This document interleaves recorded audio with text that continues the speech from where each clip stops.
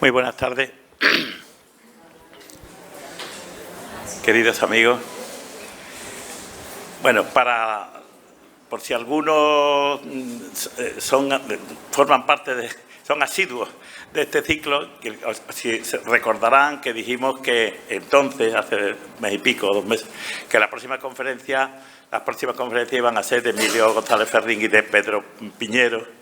Sin embargo, después ha habido circunstancias, Emilio no podía, Pedro tampoco, porque el médico la había incluso, estaba, como dicen los italianos, exhaurito.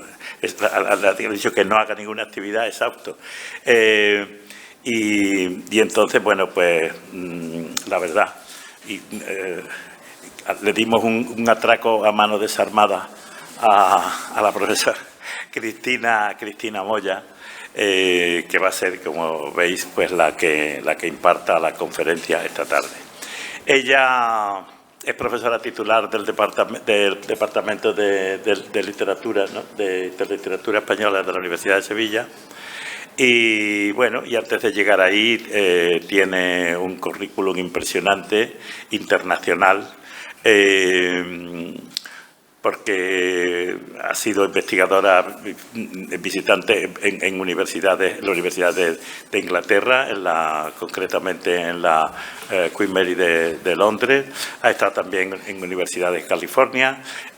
Nos estaba contando ahí que ha estado 2 años en la Universidad La Sapienza de Roma. Y ha impartido conferencias en otros muchos lugares, además de Néstor, en España, en la Universidad Autónoma de Barcelona, en la Casa de Velázquez, que para el que conozcan pues es una de las instituciones más prestigiosas, internacionales más prestigiosas que tiene España, de la cual también tengo unos recuerdos buenísimos. Y bueno, esta tarde está aquí para hablarnos de la obra literaria. Bueno, entre su obra, tengo que decir que ya estaba, por supuesto, claro, Alfonso X, muchos estudios sobre Alfonso X el Sabio y sobre literatura medieval, en concreto literatura de los siglos XV y XVI, del XV, y sobre todo de un personaje de un escritor muy importante, que es Juan de Mena, que recordáis que escribió aquel libro que bueno, ha sido uno de los que, por lo menos en mi tiempo, estudiábamos casi desde el bachillerato elemental, empezábamos a conocerlo, al menos en el nombre, que era El laberinto de Fortuna. Y que, bueno, era un libro que de alguna manera remitía a Dante, que, como recordaréis, es uno de los personajes que ha estado presente aquí desde que empezamos el ciclo de Alfonso X el Sabio. Y, en fin, con una especialista de este calibre, lo mejor es que hable ella y que todos podamos escuchar lo que nos cuenta de esa obra tan importante y de esa figura tan importante que es el Rey Sabio. Adelante, cuando tú quieras. Pues muchas gracias, querido Antonio, por tu cariñosa presentación. Buenas tardes a todos. Le agradezco mucho que se hayan desplazado hasta aquí para, bueno, escuchar una conferencia donde voy a hablar del legado literario del Rey Sabio y, sobre todo, sinceramente se lo digo, se lo agradezco porque la tarde está siendo un poco dura, entonces demuestran ustedes un interés verdadero y, bueno, eso es motivo suficiente para que yo esté muy satisfecha de estar hoy aquí. Querido Antonio, tú puedes atracarme siempre que quieras, siempre que sea para hablar sobre cuestiones de literatura, de cultura medieval, y especialmente para hablar de una figura tan sugerente, tan interesante, una figura muy poliédrica, prácticamente inagotable en cuanto a los acercamientos que pueden hacerse sobre su persona y su legado, como es el Rey Sabio. Porque todos conocemos a Alfonso X de nombre, sabemos el título de alguna de sus obras, pero el rey es un personaje complejo, rico y, aunque se ha investigado muchísimo en el año pasado y a lo largo de este año estamos celebrando el centenario de su nacimiento, lo cierto es que todavía pueden hacerse muchísimas más investigaciones porque sigue quedando mucho por decir, que eso es lo interesante y bueno, pues nos da cuenta de la magnitud de la persona que, bueno, es el rey Alfonso X. Estuve pensando, bueno, antes de que se me olvide y antes de entrar en materia, no quiero pecar de descortés, tengo que dar las gracias a la Fundación Tres Culturas por haberme invitado a participar aquí y a la Fundación Antonio Machado. Y, como digo, es un placer compartir esta tarde con ustedes. Cuando supe que tenía que dar esta charla, estuve pensando qué imagen poner para comenzar mi intervención, la imagen con la que abriera mi PowerPoint. Y cuando yo pienso en Alfonso X, siempre me viene a la cabeza la magnífica escultura de José Alcoberro, que es la que tienen ustedes en pantalla. Una escultura que se hizo a finales del siglo XIX. Alcoberro ganó un concurso, se presentaron otros artistas. Y lo que me interesa es dónde está esa escultura, en las escalinatas de la Biblioteca Nacional, en Madrid. Cualquiera que va a la Biblioteca Nacional es recibido de forma maravillosa por un conjunto escultórico. En primer plano está San Isidoro de Sevilla y a su lado Alfonso X, aquí lo tenemos, y detrás están Nebrija, que, insisto, estamos de celebración este año por el centenario de su muerte, el 5º centenario de su muerte. Está Juan Luis Vives, uno de los grandísimos escritores erasmistas españoles, que no se conoce bien porque escribió en latín, siguiendo las indicaciones de Erasmo de Róterdam. Y a continuación están Cervantes y Lope de Vega. Es un conjunto escultórico impresionante donde se dan cita algunas de las glorias de la literatura española, y a mí me da mucha alegría que en ese conjunto escultórico esté al lado de San Isidoro de Sevilla Alfonso X, porque realmente tiene méritos de sobra para ser una de las glorias españolas. Y yo en los próximos minutos voy a intentar explicarles por qué. Bien, Alfonso X, lo primero que hay que decir es que fue promotor de la arte y que todos los saberes le interesaron, sin igual. Además, se afanó no solo por proteger los saberes, sino también por agrandarlos y por difundirlos. Y por su iniciativa se hicieron infinidad de traducciones, ahora voy yo a profundizar en las traducciones, se compusieron textos jurídicos, históricos, científicos, pseudocientíficos, de entretenimiento.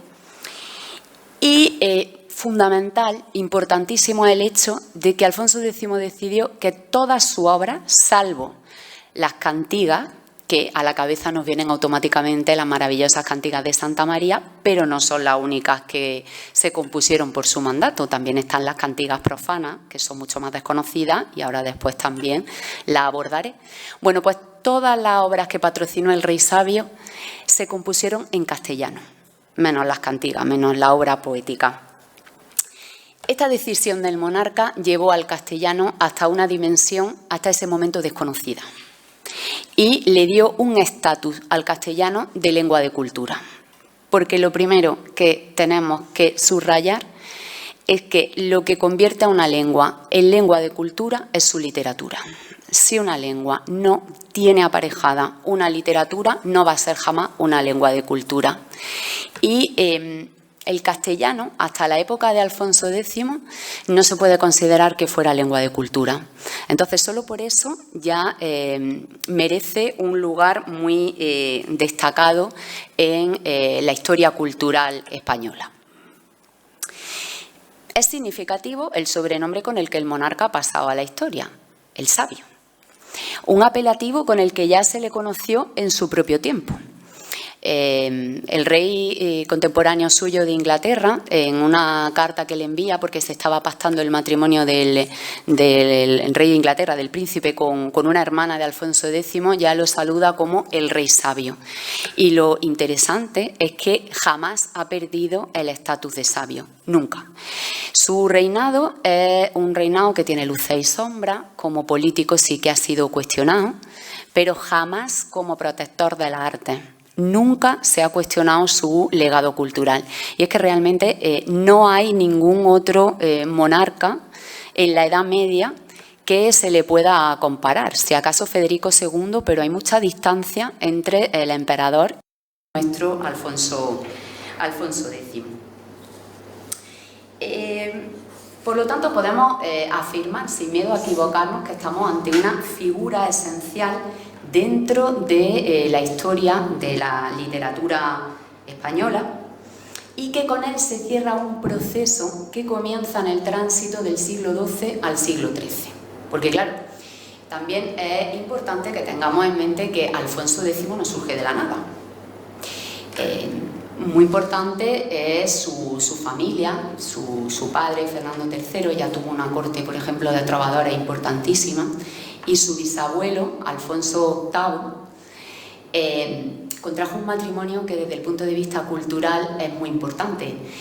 Alfonso VIII se casó con una hija de la mítica Leonor de Aquitania, Leonor de Plantagenet. Y cuando Leonor de Plantagenet viene a casarse con Alfonso VIII a Castilla, con ella vienen muchos trovadores. Por ejemplo, ese matrimonio se ha aducido como una de las razones, una de las vías de entrada de la materia artúrica, quizá, en la literatura española. El manuscrito de Pere Abad, el manuscrito del poema de Mío Cid, está fechado en 1307, en la época de Alfonso VIII. Y la obra de teatro, la obra dramática más antigua de la literatura española, El auto de los Reyes Magos, también hay que situar su composición en el reinado de Alfonso VIII. Porque no sabemos la datación exacta, probablemente se compuso en la última década del siglo XII, tal vez la primera década del XIII, pero en definitiva en el reinado de Alfonso VIII. Que por cierto, he dicho 1308, no, el manuscrito de Pere Abad he tenido un lapso de 100 años, es 1208, que coincide con el reinado de Alfonso VIII. Es más, en ese año hubo unas cortes que se celebraron en Toledo y en algún momento se ha apuntado la posibilidad de que el cantar se recitara en el marco de esas cortes. ¿Por qué les estoy contando todo esto? Porque en la familia real castellana ya había unas inquietudes culturales que hereda tanto Alfonso como su hermano. Pero es Alfonso como rey el que va a desarrollar, entre todos los hijos de Fernando III, la labor más espléndida y más impresionante. El rey sabio se dio cuenta de que con la lengua, con el castellano, tenía una poderosísima herramienta política, porque el castellano, la lengua, era un arma de cohesión. Esto ya lo supieron los romanos, porque lo que hacían los romanos cuando iban conquistando territorios era imponer sus leyes y su lengua. Y esto lo supo ver muy bien Alfonso X. Además hay que tener en cuenta que en la Castilla alfonsí vivían cristianos, pero también vivían musulmanes y también vivían judíos. Entonces era importante que todos los súbditos manejaran el castellano. Al mismo tiempo, no podemos olvidar que durante toda la Edad Media se va a ir escribiendo una literatura latina, en paralelo a las composiciones que van surgiendo en castellano. Y es fundamental, y sobre esto volveré más adelante, que sepamos que es con Alfonso X cuando asistimos al nacimiento de la prosa literaria original. Hasta la época de Alfonso X no hay prosa literaria original, hay traducciones, algunas muy complejas, muy interesantes, pero no obras originales. Y las primeras obras dentro de la prosa literaria castellana son la Historia de España y la General Historia. Entonces, es una figura clave también en la historia de la literatura española porque gracias a su iniciativa vamos a asistir al nacimiento de la prosa original castellana. Quiero insistir en el hecho de que todas las obras, por su mandato, son compuestas en castellano. Pero, cuidado, cuando hablamos de las obras de Alfonso X, no quiere decir que el propio rey las compusiera. El rey realiza una labor de dirección, de coordinación, pero hay un grupo de sabios que están trabajando siguiendo las indicaciones que da el monarca. Y el propio Alfonso X explica cuál es su cometido en el capítulo 14 del libro 16 de la General Historia. Y dice lo siguiente, voy a leer este texto porque es muy revelador y explica muy bien el monarca en qué consiste su labor. El rey face un libro no porque él escriba con sus manos, mas porque compone las razones de él, él las enmienda, él yegua, endereza, y muestra la manera de cómo se deben hacer. Es decir, escríbelas que él manda. La escribe otra persona, pero por su mandato. Pero decimos por esta razón que el rey face el libro. Otro sí, cuando decimos el rey face un palacio o alguna obra, no es dicho porque lo él ficiese con sus manos, mas porque lo mandó facer e dio las cosas que fueron menester por a ello. E que esto cumple aquel a nombre que face la obra. E nos, así veo que usamos de lo decir. Él está ahí reivindicando la autoría de las obras que se componen por su mandato, porque si existen es porque él las ha ideado, él las ha coordinado, las ha dirigido y en definitiva es el propio monarca el que da por buenas las últimas versiones, porque Alfonso X, si me permiten la expresión, con muchas de sus obras estamos ante un work in progress. Tenemos distintas versiones, las retoca, las refunde, se reescriben. Entonces esto es muy interesante. Años después de la muerte de Alfonso X, su sobrino, el conocido infante don Juan Manuel, pero que realmente no era infante, no le correspondía el título de infante, infante era su padre, el infante don Manuel, que es el hermano pequeño de Alfonso X. Él no era infante, pero bueno, así es como se le ha conocido historiográficamente. Don Juan Manuel explicó en el prólogo de una crónica que compuso, la crónica abreviada, las razones por las que todos los saberes avanzaron durante el reinado de su tío, de Alfonso X, que es una figura a la que él admira mucho desde el punto de vista cultural, aunque como político, bueno, es más crítico. Y lo que dice don Juan Manuel de por qué avanzó tanto el conocimiento en la época del rey sabio es lo siguiente. ¿Por qué avanzó? Pues por muchas razones. Lo uno, por el muy gran entendimiento que Dios lo dio, la sabiduría. Lo por el gran talante que había de hacer nobles cosas e aprovechosas. Lo que había en su corte muchos maestros de las ciencias y de los saberes a los cuales hacía mucho bien, y por llevar adelante el saber y por noblecer sus reinos, que fallamos que en todas las ciencias fizo muchos libros y todos muy buenos. Eloal porque había muy gran espacio para estudiar en las materias que quería componer algunos libros.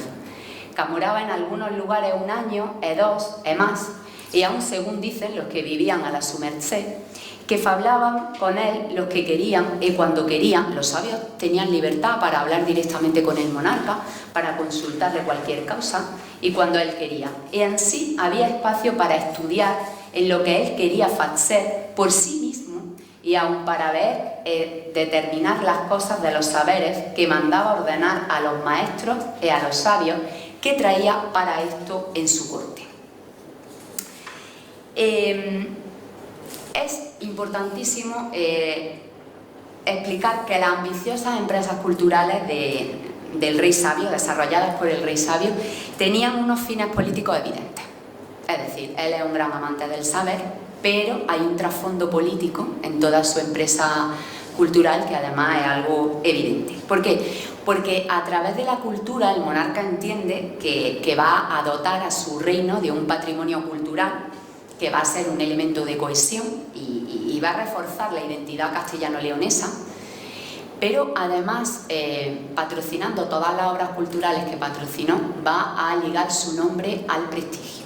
La cultura siempre ha dado prestigio, en nuestros tiempos y también en el siglo XIII y en épocas mucho más antiguas, siempre. ¿Qué es lo que sucede? Que ese interés político no va a dar los frutos que el monarca esperaba, porque, como ya he comentado antes, como rey fue un rey cuestionadísimo.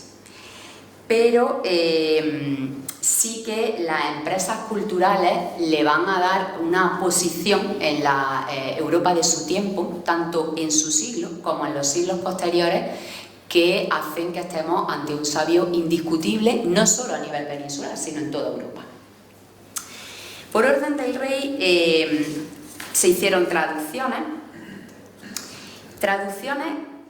de distintas obras del árabe, de las que no existía traducción al castellano. Y estas traducciones que se hacen al castellano son fundamentales porque a partir de aquí, de estas traducciones que ordena el rey sabio, se van a llevar por distintos puntos de Europa. Es así como muchas obras de la antigüedad entran en Europa y empiezan a conocerse en Europa. En ese sentido, las traducciones del rey sabio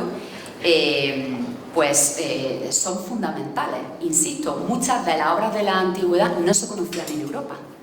Las habían copiado los musulmanes y estaban en árabe, pero no es hasta que se traducen al castellano, y luego del castellano muchas se van a traducir al latín, y a partir del latín al francés y a otras lenguas europeas, cómo se van a empezar a expandir por toda Europa. Esto es algo muy importante.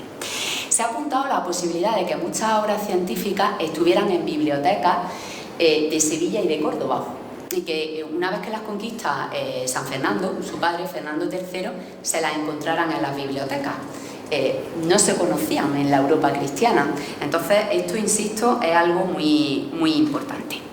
A propósito, quiero aprovechar esta charla para desterrar algunos mitos que giran en torno a la figura del rey sabio. Porque cuando hablamos del rey sabio, pues también es normal, frecuente, que nos venga a la mente, sobre todo hablando de las traducciones, la Escuela de Traductores de Toledo. Una escuela que en principio funda el arzobispo don Raimundo y que gracias a Alfonso X va a llegar a su máximo esplendor. Pues bien, la Escuela de Traductores de Toledo nunca existió. Es un mito de la historiografía romántica del siglo XIX, y esto ya lo dejó claro Julio César Santoyo, y después lo ha retomado y ha insistido sobre este hecho el profesor Carlos Álvaro. Pero, ojo, el hecho de que no existiera una escuela de traductores de Toledo no quiere decir que el rey no estuviera rodeado y tuviera a su servicio a los mejores traductores de su tiempo. Una cosa es el hecho de la escuela y otro que, insisto, no se sirviera y no protegiera también a los mejores traductores. Y en esto hay que decir que el rey no hacía distinción de si eran árabes, de si eran judíos, en absoluto. De hecho, los mejores traductores tradicionalmente eran judíos. Sabemos cómo era el proceso de traducción. Se traducía a 4 manos, siempre intervenían 2 traductores. Para las obras que se traducían del árabe, lo hacía un judío que iba traduciendo al castellano, pero no podemos pensar en una traducción simultánea.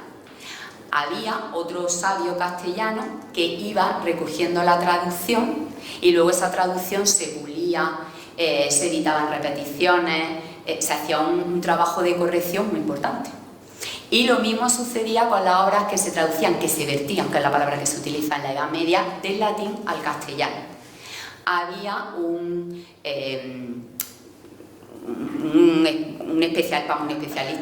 sabio que hablaba perfectamente latín, iba traduciendo y otra persona lo iba copiando, y eso luego se revisaba, siempre a 4 manos, y lo sabemos porque era la forma de traducir en el siglo XIII, y así se va a seguir traduciendo en el siglo XIV y hasta el siglo XV.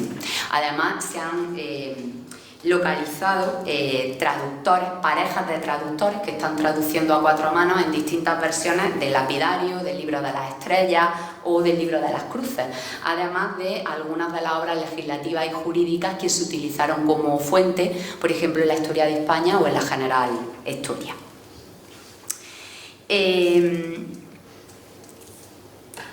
Por otro lado, la importancia de estas traducciones, aparte del contenido, hay que hablar de los códices que las contienen, porque al rey sabio no solo le importaba lo que decían los textos, sino que quería facilitar la comprensión de esos textos a partir de las famosas miniaturas que acompañan algunos de los códices alfonsíes, donde trabajaban artistas importantísimos que formaban parte del scriptorium, el que se ha conocido como el scriptorium alfonsí.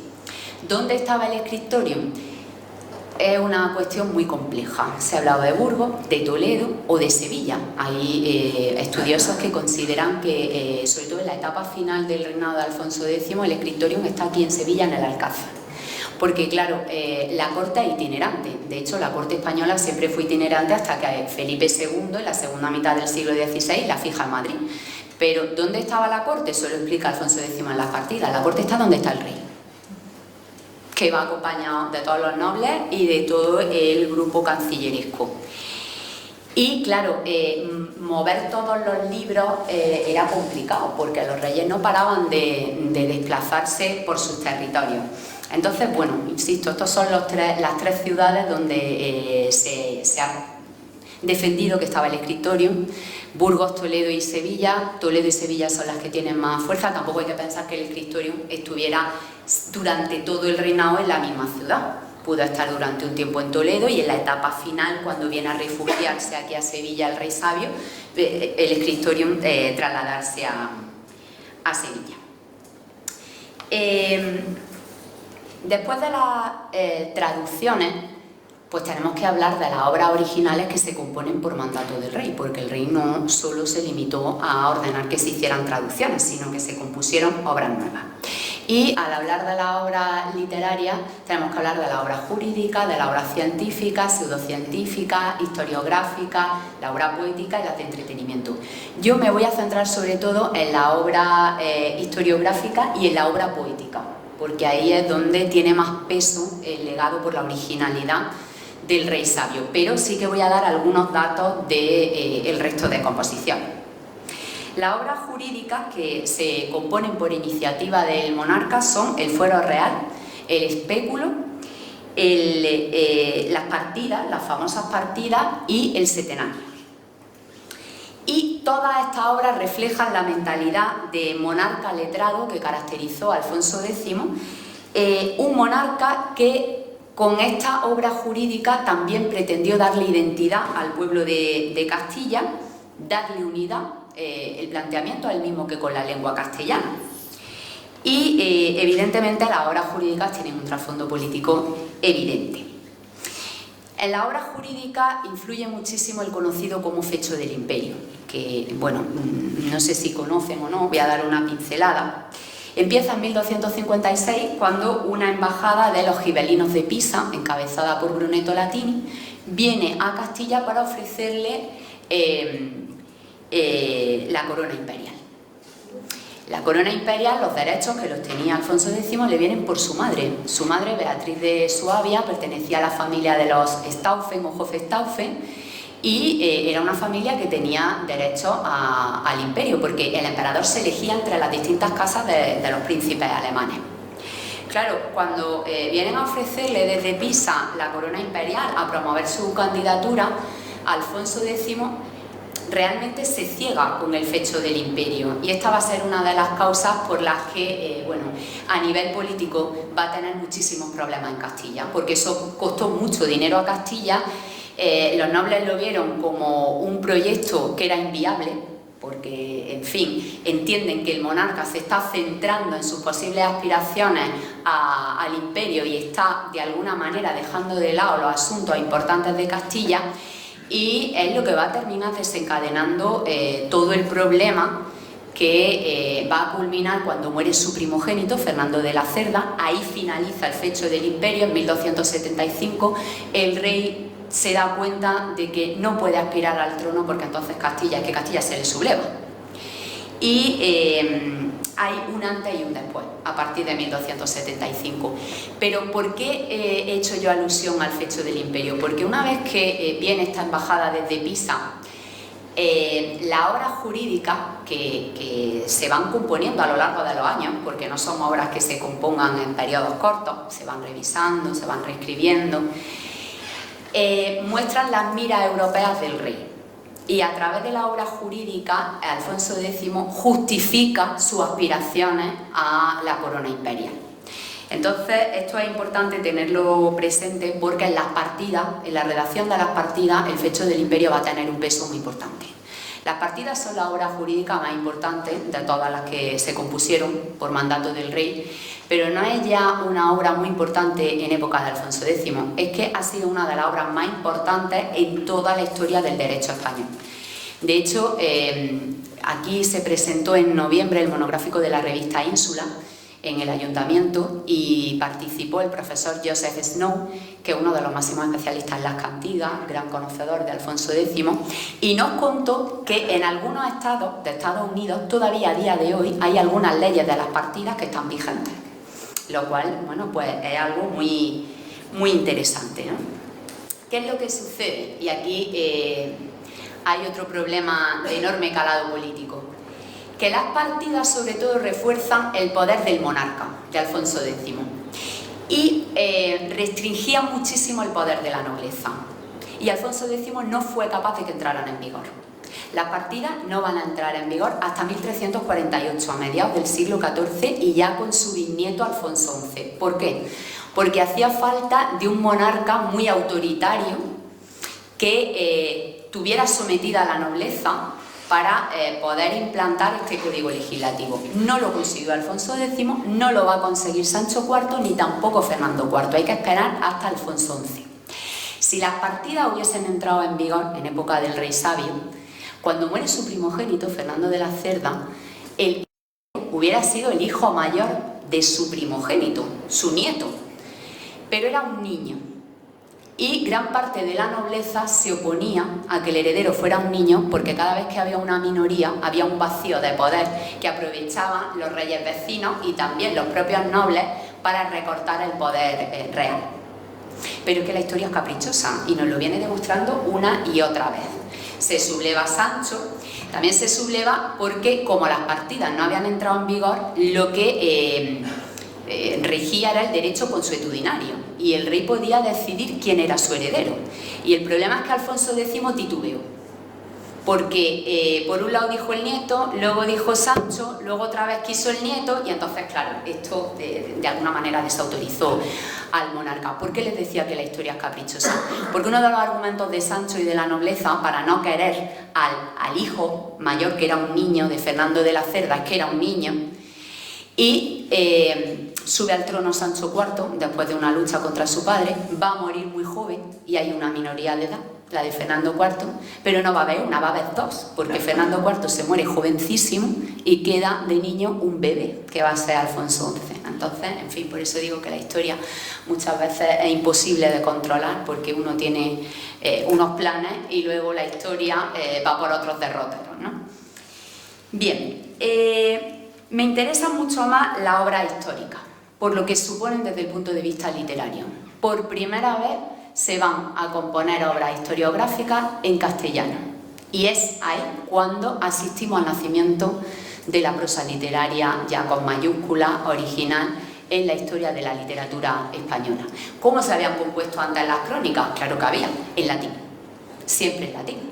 Porque el latín era, durante la Edad Media, hasta la época de Alfonso X, la lengua de cultura, la lengua de la religión y la lengua de las materias más importantes, excepto las científicas y las matemáticas dentro de las científicas, que se transmitían en árabe. Por eso es tan importante el hecho de que Alfonso X diga que se van a componer todas las obras en castellano. Cuando hablamos de las obras históricas, estamos ante dos monumentos historiográficos valiosísimos. Como ya le he dicho antes, la historia de España y la General Historia, que comenzaron a componerse hacia 1270 y hoy sabemos que empezaron a componerse paralelamente. Había dos equipos de trabajo diferentes, pero sí que estaban conectados, porque sabemos que a veces intercambiaban fuentes. ¿En qué idioma estaban las fuentes con las que se compone la General Historia y la Historia de España? En latín, en árabe, en francés. Y cuidado, también hay entrada para obras tradicionales, para obras orales, también los cantares de gesta. Hay pasajes de la Historia de España que sabemos que se componen a partir de cantares de gesta, la Condesa Traidora, los 7 infantes de Lara. Y es muy interesante esto porque a veces lo que hacen es reproducir el cantar a renglón seguido, sin respetar el verso. De esto se dio cuenta Menéndez Pidal y se pudieron restituir fragmentos de cantares que están perdidos, que no han llegado hasta nosotros, pero gracias a la historia de España pues se han podido recuperar. También tengo que decirles que, claro, en este ejercicio que se llama de desprosificación, ya se vieron versos donde no había. Es verdad. Y entonces hubo que llamar al orden en un momento dado, porque, claro, no todo eran cantares de gesta. Pero, bueno, afortunadamente se encontró un punto medio y sabemos realmente cuáles son los cantares de gesta, insisto, que no han llegado hasta nosotros, pero que tenemos esos pasajes gracias a la historia de España. Con las obras históricas pasa igual que con las obras jurídicas. Tienen un trasfondo político enorme y los planteamientos, los objetivos del rey son los mismos: dotar al pueblo de una identidad y dejar claro que la autoridad reside en el rey y solo en el rey, porque Alfonso X no estaba dispuesto a pactar con el resto de los estamentos. Claro, por eso se le sublevó parte de la nobleza. Le he dicho que con la historia de España y con la general historia asistimos al nacimiento de la prosa literaria. Pero, sin embargo, es de justicia reconocer que sí que había obras historiográficas escritas en castellano anteriores, los anales. Por ejemplo, los anales toledanos y unas crónicas navarras, que son de principios del siglo XIII, pero realmente no podemos hablar ahí de prosa literaria porque no hay una narración elaborada. Es una exposición de los hechos muy esquemática, entonces ahí no hay literatura. Estas obras, desde el punto de vista literario, no tienen valor, aunque históricamente son muy valiosas. Son dos ámbitos diferentes, el valor literario y el valor histórico que tienen por los hechos que narran y, bueno, por las propias obras. La historia de España y la general historia van estructurando la narración en función de los distintos pueblos que, cito la palabra que me encanta, enseñorearon la península. Va hablando de todas las civilizaciones que van pasando por la península y va marcando quiénes han sido los grandes príncipes, los grandes gobernantes de todas las épocas, de todas las civilizaciones. Y un problema muy grande con el que tuvieron que enfrentarse los sabios que participaron en la composición de esta obra es el tema de la datación de las fuentes. Porque, claro, una cosa es la era cristiana, otra cosa es la era hispánica, que es como se databa en la Edad Media la mayoría de los textos, porque nosotros nos regimos por la era cristiana, el año 1 cuando nace Jesucristo. Pero en la Edad Media la datación típica en la península es la de la era hispánica, que es el 38 a.C., porque es cuando se considera que ha terminado la romanización de España, de la península de Hispania. Entonces, claro, había que hacer ahí una resta, restarle 38 años a según qué fuentes, pero también utilizaban fuentes árabes que databan por la Égira. Con lo cual, claro, según las fuentes, la cronología iba cambiando y lo que hicieron fue utilizar unas tablas para unificar la cronología, que son los cánones chronici de Eusebio de Cesarea. Porque eso es verdad que fue una cuestión muy problemática. De la historia de España se han conservado diferentes versiones porque, como le he dicho antes, utilizando evidentemente un anacronismo, con el rey sabio estamos ante work in progress. Él va modificando la obra en función también de sus intereses políticos, que eso es lo interesante, va cambiando las versiones de algunas historias. Y de la historia de España, como les decía, tenemos 3 versiones que se hacen durante el reinado del rey sabio y después, ya fallecido el rey sabio, durante el reinado de su hijo Sancho, se hace otra versión, que es la versión enmendada, que corrige algunos pasajes de la historia de España. ¿Por qué? Porque si Alfonso X quería ser un rey autoritario y no estaba dispuesto a pactar por ningún estamento, con Sancho pasa todo lo contrario. Su hijo Sancho sube al trono de una manera, digamos, un tanto irregular, y vamos a dejarlo ahí. Estaba su sobrino, que tenía muchísimos derechos, cuestionado por Portugal, por Francia, por Aragón, por parte de la nobleza castellana. Entonces Sancho fue un rey políticamente débil porque tuvo que pactar todo el tiempo con la nobleza, porque, insisto, no era un rey que había llegado al trono de manera clara, sino que se podía cuestionar cómo había subido al trono. Para que se hagan una idea, su propia madre, la esposa de Alfonso X, Violante de Aragón, no estaba de acuerdo con que el rey fuera Sancho. Ella quería que fuese su nieto. Y coge a sus nietos, a los hijos del fallecido primogénito de Fernando de la Cerda, y se va a Aragón. Ella era hija de Jaime el Conquistador, porque temía que Sancho pudiera matar a los niños. Esto a nosotros nos parece una barbaridad, pero a lo largo de la historia, si había algún niño que podía disputar el trono, pues lo mataban y ya está, así se eliminaba el riesgo. Y Violante se lleva a esos niños, que su madre era francesa, por supuesto el rey de Francia no quería tampoco que Sancho fuese el sucesor, a Aragón. Entonces, claro, él retoca la historia de España y es una versión que da de la historia en la que el rey sí que tiene que gobernar de acuerdo con el resto de los estamentos, porque él no puede adoptar la postura de su padre. Pero es curioso que el sistema político en el que se basa el gobierno de Sancho, que es totalmente diferente al de su padre, a pesar de las diferencias políticas, Sancho se presenta, se muestra y actúa como continuador del legado cultural de su padre, porque él es plenamente consciente del prestigio que confiere la cultura y sabe la importancia del legado cultural de su padre. De hecho, hay algunas obras que no sabemos, algunas traducciones, si son de la época del rey Sabio o si son de la época de su hijo Sancho, porque mantuvo el scriptorium y mantuvo a los sabios. En eso realmente fue muy inteligente. La historia de España es verdaderamente una obra singular dentro de la historiografía española, porque no es solo que marque el comienzo de la historiografía escrita en castellano dentro de la historia de la literatura española, sino que todas las crónicas generales que se van a ir componiendo desde ese momento hasta Florián de Ocampo, que es cronista de Carlos V en el siglo XVI, son realmente crónicas alfonsíes, porque de cada una de estas 4 versiones que yo he nombrado había distintos manuscritos, porque se iban haciendo correcciones y esos manuscritos se conservaban. Y a lo mejor, pues, por ejemplo, Alfonso X le regala uno de estos códices a su hermano don Manuel, la crónica, el códice manuelino, que va a ser la base de la crónica abreviada de don Juan Manuel, de su sobrino. Entonces, estas diferentes versiones de la historia de España van a dar lugar, como le he comentado, a otras crónicas generales. Y entre estas crónicas pues están la que acabo de nombrar, la crónica abreviada de don Juan Manuel, la crónica de Castilla, la crónica de 1344 del conde Barcelos, la historia del fecho de los godos, la valeriana de Mosén Diego de Valera o la propia crónica ocampiana. Es decir, que la obra historiográfica de Alfonso X tiene un recorrido larguísimo que llega hasta el siglo XVI, incluso hay quien apunta que llega hasta el padre Juan de Mariana, que esto no hay que dejarlo de lado.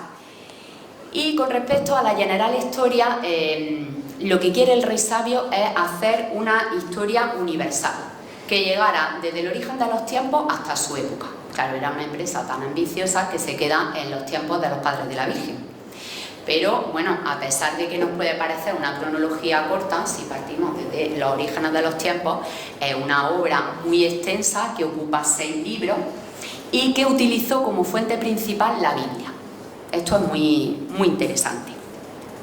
Y, por supuesto, se manejaron fuentes latinas, fuentes árabes e incluso algunas fuentes francesas, y el último libro no es más que un borrador. Pero esto nos da una idea también de la ambición del pensamiento del rey sabio. Él no solo quiere recoger por escrito la historia de Castilla y de León, que en definitiva son su reino. No, quiere hacer una historia universal. Quiere compendiar todos los saberes, y realmente si tuviésemos que definir de alguna manera el legado literario del rey sabio, su obra es enciclopédica, tiene un carácter enciclopédico porque él quiso abarcar todos los saberes. No sé cómo voy de tiempo porque no tengo el móvil, pero bueno, voy a adentrarme en la obra poética, que de todas las composiciones, como le he comentado, es la única obra, las Cantigas de Santa María y las Cantigas de Escarnio Maldecir, que no están compuestas en castellano, están compuestas en galaico-portugués. ¿Por qué? Porque el galaico-portugués en el siglo XIII es la lengua de la lírica culta en la península. No escribían en galaico-portugués solo los portugueses de nacimiento, los gallegos, también escribían los portugueses, los castellanos, porque la escuela galaico-portuguesa se extiende por todos los reinos cristianos peninsulares, menos en la zona de Cataluña, que trovaban en occitano, igual que los trovadores provenzales, porque la escuela galaico-portuguesa deriva directamente de la escuela trovadoresca provenzal. Adoptan las mismas normas que los poetas provenzales, pero la gran diferencia es que se trova en galaico-portugués, no en occitano.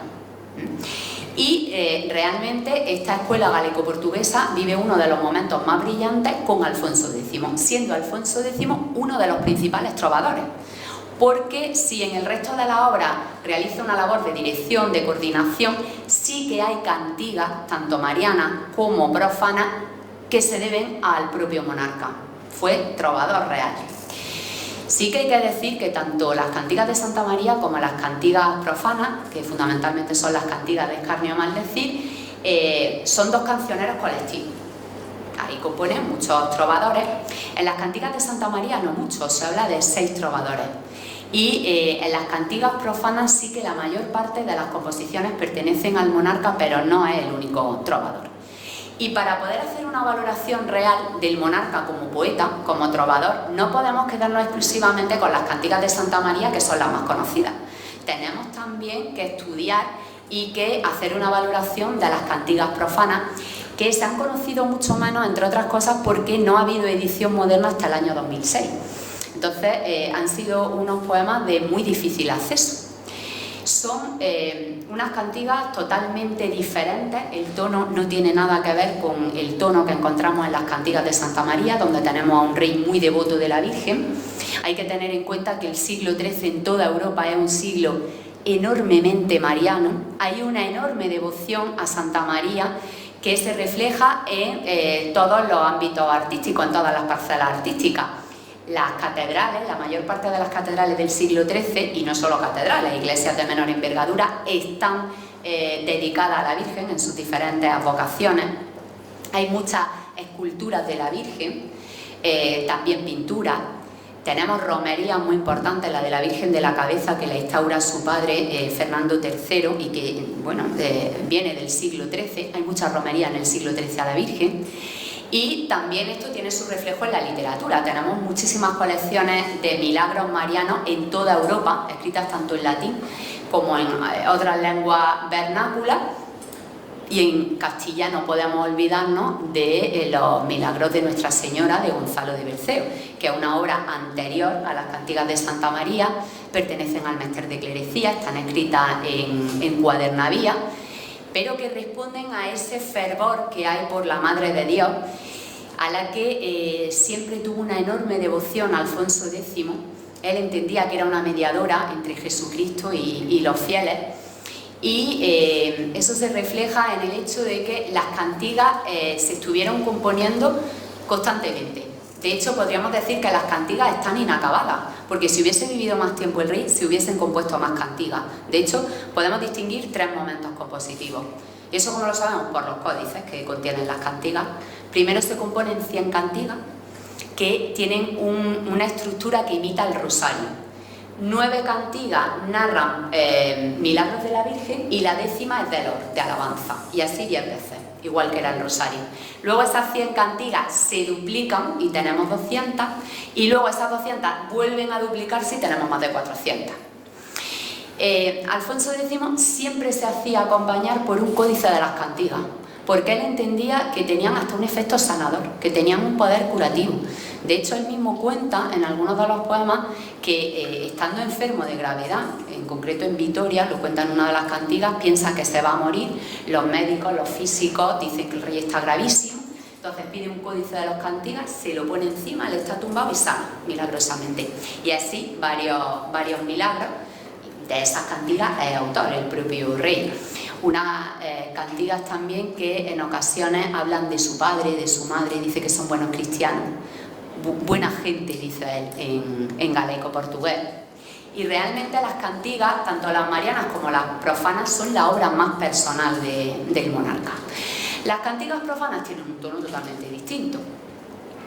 Tienen un componente político muy marcado porque el rey utiliza la poesía, los versos, como un arma para vengarse con algunos malos súbditos que considera que son traidores y que han actuado en contra de Castilla y de su persona. Y entre esos enemigos, bueno, pues se encuentran algunos de sus hermanos. Por ejemplo, el infante don Enrique o el infante don Fadrique. Es decir, que, en fin, tener hermanos es algo que está muy bien, pero Alfonso X, algunos de sus hermanos le dieron muchos quebraderos de cabeza y de ellos habla negativamente en las cantigas, de ellos y de otros nobles. Por ejemplo, hay un grupo de cantigas profanas que hablan de los nobles que son unos cobardes y que no han actuado como debían en la guerra de Granada, en la guerra contra los musulmanes. Esas cantigas conforman un grupo muy interesante y en ellas lo que hace es una crítica a los malos súbditos.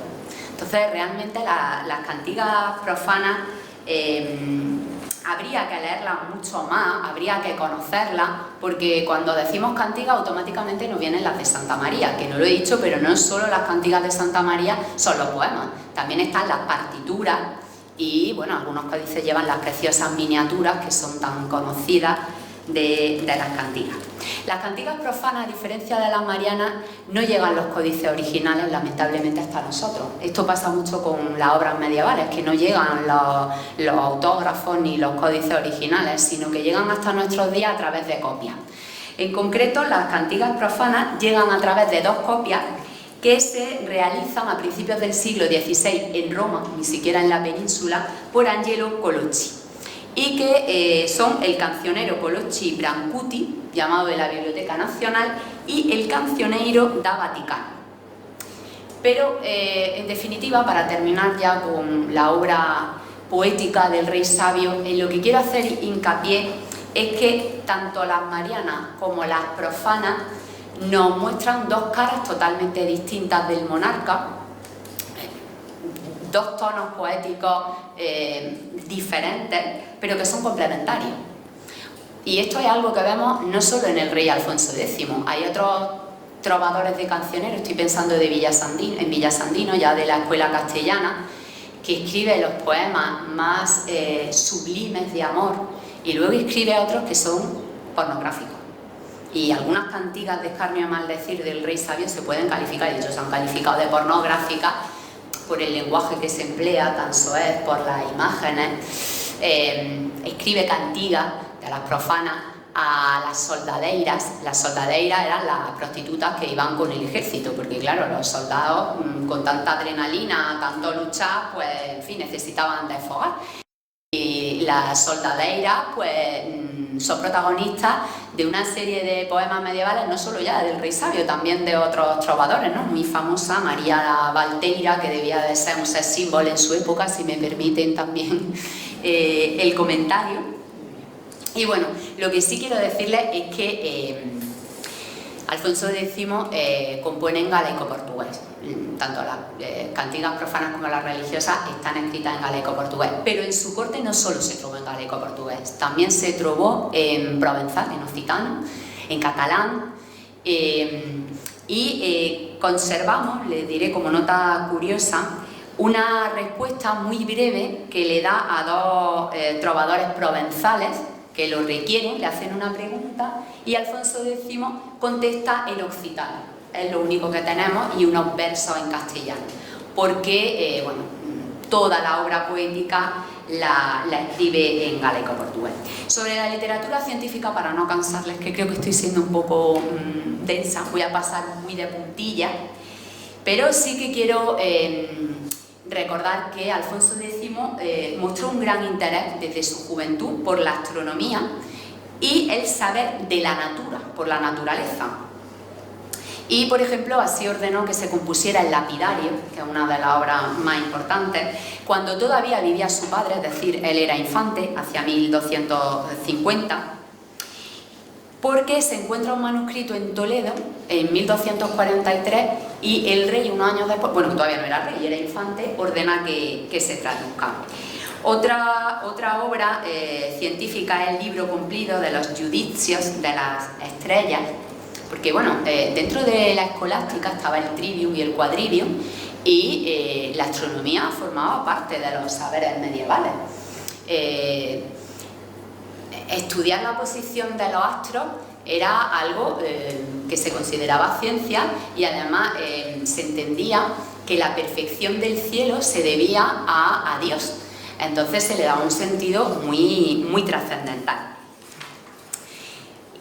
Otra obra importantísima, el libro del saber de astrología, que a veces se edita como de astronomía, pero no, es de astrología, y que bueno, va a ser objeto de diferentes versiones.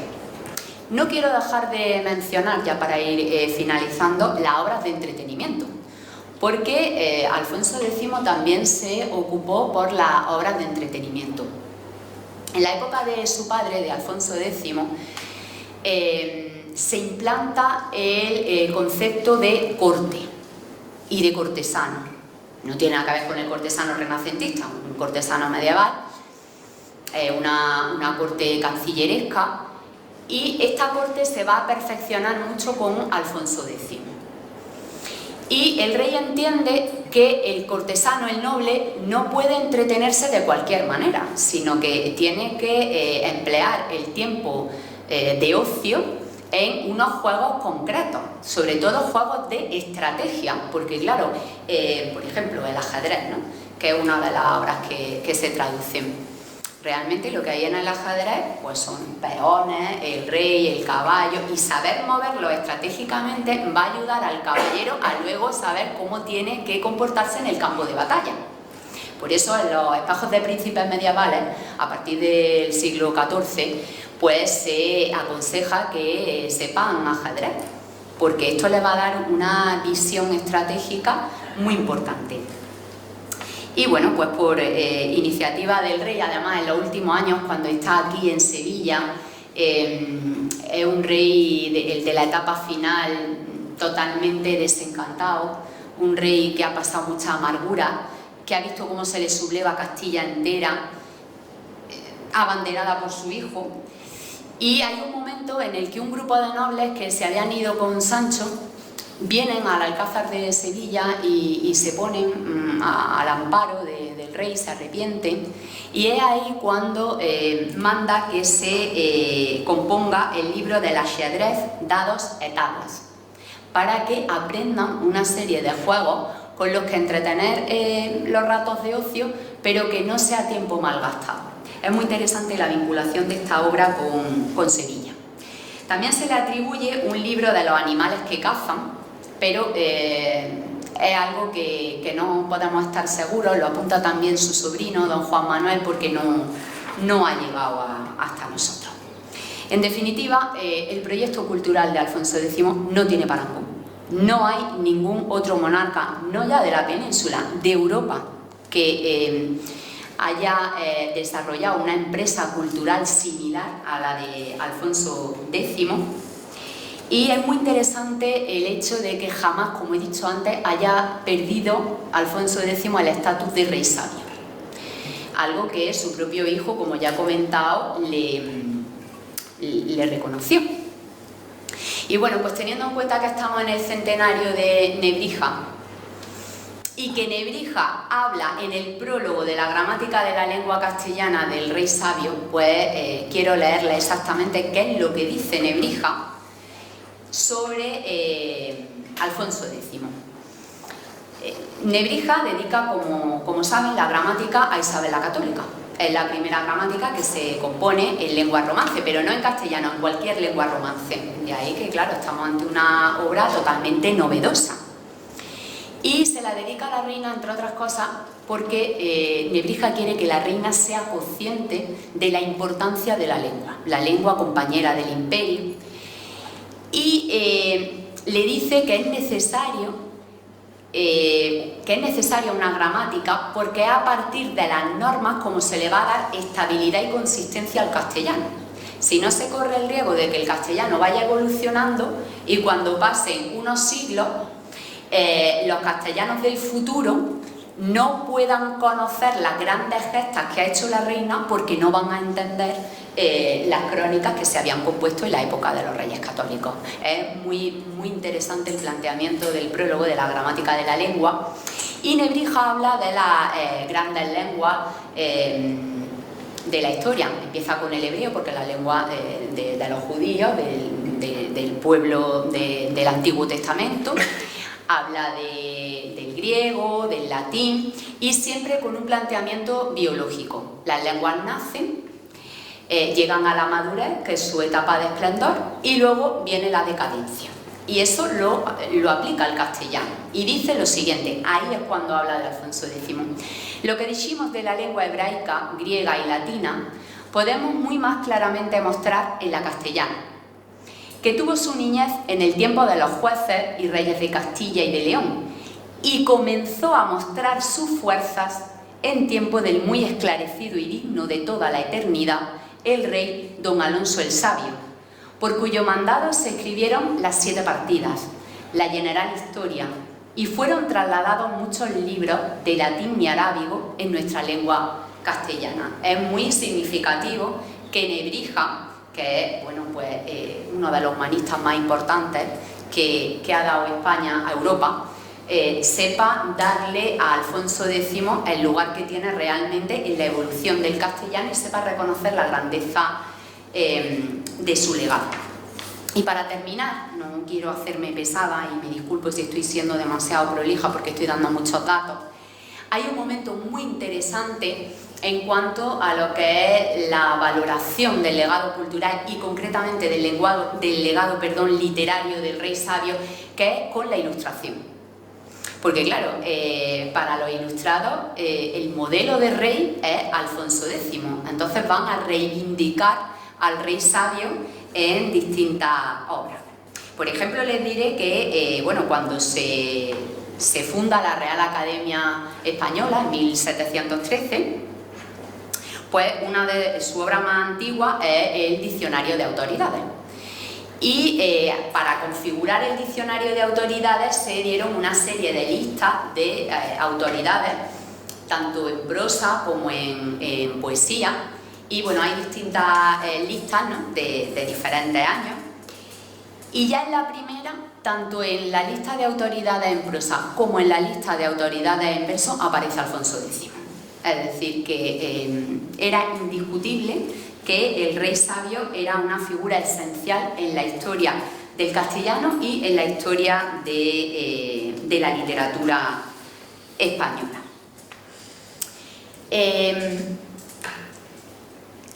Es en el marco de la Ilustración cuando asistimos al nacimiento de la historiografía literaria española, cuando empiezan a componerse las primeras historias de la literatura, historias generales de los 3 géneros, bien las primeras historias de la poesía, y en estas primeras historias de la literatura también donde se reivindica a Alfonso X.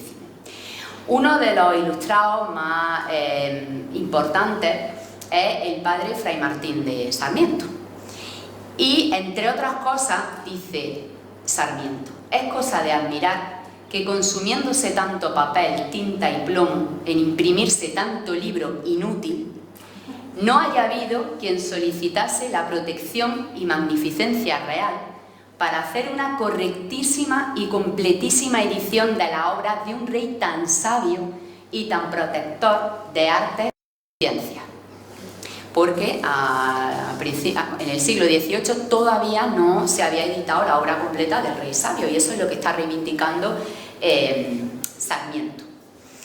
Cuando se escriben las primeras historias de la literatura española, no solo lo hacen historiógrafos españoles, también hay historiadores de la literatura española extranjeros, como Friedrich Butterworth, que escribe una historia de la literatura española, primero en alemán, que se va a traducir luego al francés, al inglés, y se va a traducir al español en 1829. Y fíjense lo que dice, entre otras cosas, de Alfonso X. Alfonso X fue el primero que creó historiógrafos encargados de transmitir a la posteridad los principales acaecimientos de la historia de España, cosa que es cierta, porque hasta Alfonso X no se habían escrito crónicas en castellano, solo en latín.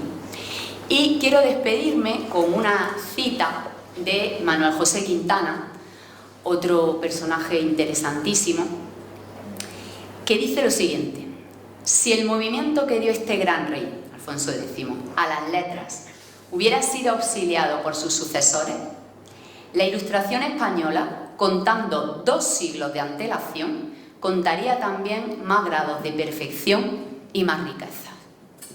Para los ilustrados era el rey modelo, la figura que tenía que inspirar a los reyes de su tiempo, y afortunadamente esa admiración por el rey sabio no ha decaído y bueno, con motivo del centenario pues nuevamente estamos poniendo en valor la figura de este rey castellano-leonés, que es fundamental y que escribe una página de oro dentro de la historia de la literatura española. Así que muchísimas gracias.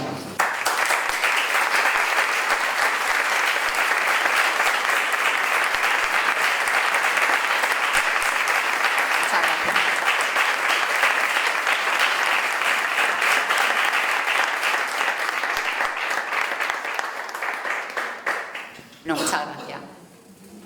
Bueno, después de esta magnífica conferencia, ella habrá dicho mucho de... A mí se me ha hecho cortísima, no sé cuánto tiempo ha estado, pero se me ha hecho cortísima. Bueno, como siempre, pues nada, abrimos el turno para una serie de preguntas, las que se os ocurran.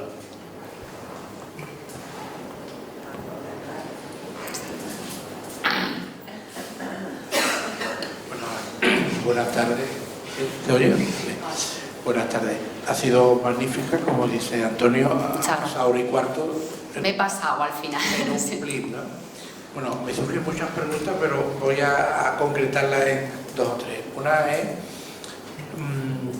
lo de Cantigas, ¿se podía cantar? Sí, se cantaba. ¿Y él compuso la música? También, o sea, la forma del cante.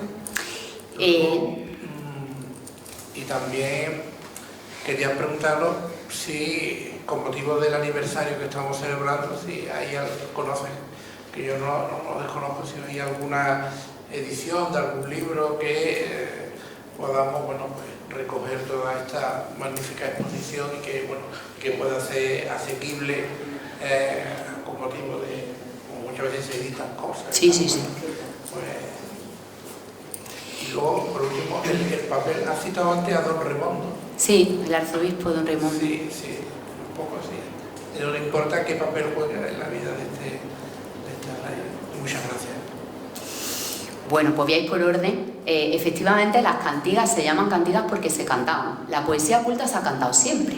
Durante la Edad Media, durante el XVI se cantó a Garcilaso, se cantó a San Juan de la Cruz, siempre. Y lamentablemente hemos perdido esa costumbre, cada vez cantamos menos. Y cuando pensamos en la poesía cantada siempre nos viene a la cabeza la poesía tradicional, la poesía popular, pero no es así, la poesía culta siempre se cantó. Y la prueba de que las cantigas estaban pensadas para cantarlas es que están las partituras. Ahora bien, ¿hasta qué punto interviene el Alfonso X en las partituras? No sabemos qué conocimientos musicales tenía. El otro día en una mesa redonda decía el profesor Rafael Gómez que tal vez tocase algún instrumento, porque dentro de lo que es la educación medieval de un príncipe, la música tiene un papel importante, pero no lo podemos saber con seguridad. Eso con respecto a las cantigas. Sobre el aniversario, es verdad que cada vez que hay un centenario, pues sale una serie de publicaciones.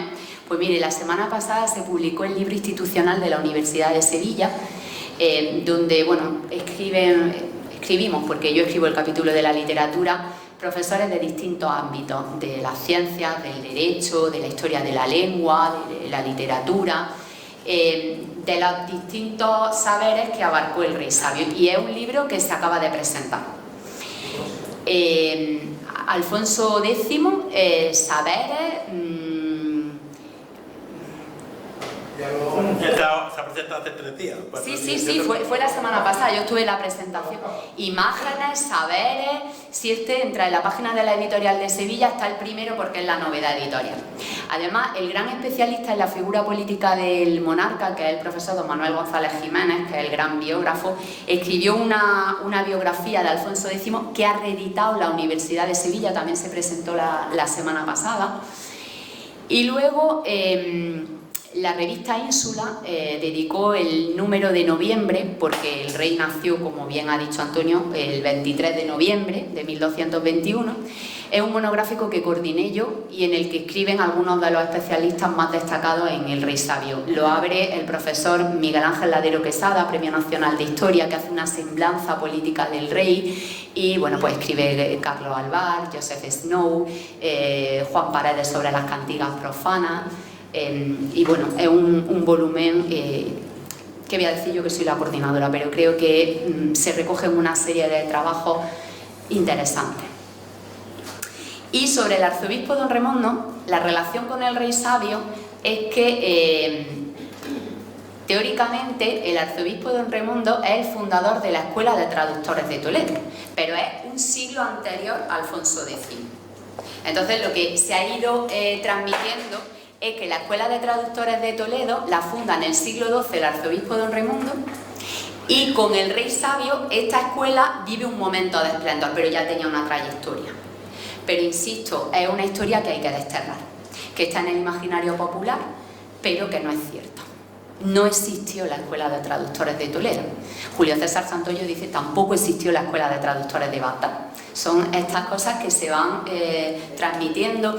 Hemos de tener en cuenta que nuestra visión de la Edad Media, la visión de la Edad Media contemporánea, no solo de los personajes del rey sabio, de Isabel la Católica, sino de la época en sí, llega hasta nosotros pasada por el tamiz del romanticismo, a través del siglo XIX. Y hay algunas historias que se fantasean, que se alejan de la realidad. Los románticos estaban fascinados con la Edad Media, pero muchas veces lo que ellos recrean no es una Edad Media real, sino una Edad Media imaginada, que es preciosa, pero que se aleja realmente de la Edad Media tal y como fue. Quería hacer, no era una pregunta, pero sí una postilla al hilo de lo que has dicho de que cada vez se canta menos y que antes toda la poesía se cantaba y cada vez se canta menos. Bueno, afortunadamente seguimos teniendo una poesía que necesariamente ha de ser cantada para hacer poesía, que es la poesía flamenca. No, en el flamenco no hay poesía si no se canta. Una letra flamenca que no se haya cantado no es una poesía, no es una letra. No es una letra flamenca, era otra cosa. Y bueno, y se dice que los grandes poetas contemporáneos, porque cuando se hacían veladas poéticas, había un mantenedor, una mantenedora, y decía un tema, el amor imposible, y ahora los trovadores tenían que improvisar, ¿no? Entonces, bueno, salvando las distancias, pues se ha apuntado y hay estudios que bueno, las peleas de gallos de los raperos son la versión siglo XXI, insisto, salvando las distancias, pero sí que se insertan en una línea que los lleva hasta los poetas medievales, pero con muchas distancias. Porque antes, hasta ahora, ha existido otra línea, que es una línea de rap autóctona, que es la de los trovos. Los trovos es repetición absoluta, se pone un tema y los troveros tienen también que hablar de haciendo poesía en aquel momento. Yo que soy de Granada, los troveros alpujarreños quedan ya muy pocos, pero todavía queda alguno y bueno, pues son monumentos vivientes. Realmente es una pena que esto se pierda. Pero bueno, confiemos en que nunca se va a perder porque está en la esencia del ser humano. El ser humano siempre ha sentido la necesidad de cantar y eso está ahí. Entonces no creo que vaya a perderse nunca, o eso quiero yo pensar, no sé, yo también soy muy romántica. ¿Hay más preguntas? Bueno, pues si no hay más, terminamos el acto de hoy, volviendo a dar las gracias y reiterándola hasta la saciedad a la doctora Cristina, porque nos ha dado una magnífica conferencia. Ha sido pues un escalón más en este magnífico, sublime, en este ciclo que entre la Fundación Tres Culturas y la Fundación Machado estamos llevando a cabo. Como se ha dicho al principio, ahora vamos a tener el intermedio de verano, pero en septiembre continuaremos, ya sea el día lo anunciaremos debidamente, con por fin esa conferencia que no pudo dar Emilio González Ferrín y que se titulaba y se seguirá titulando Alfonso X el Sabio, el último califa.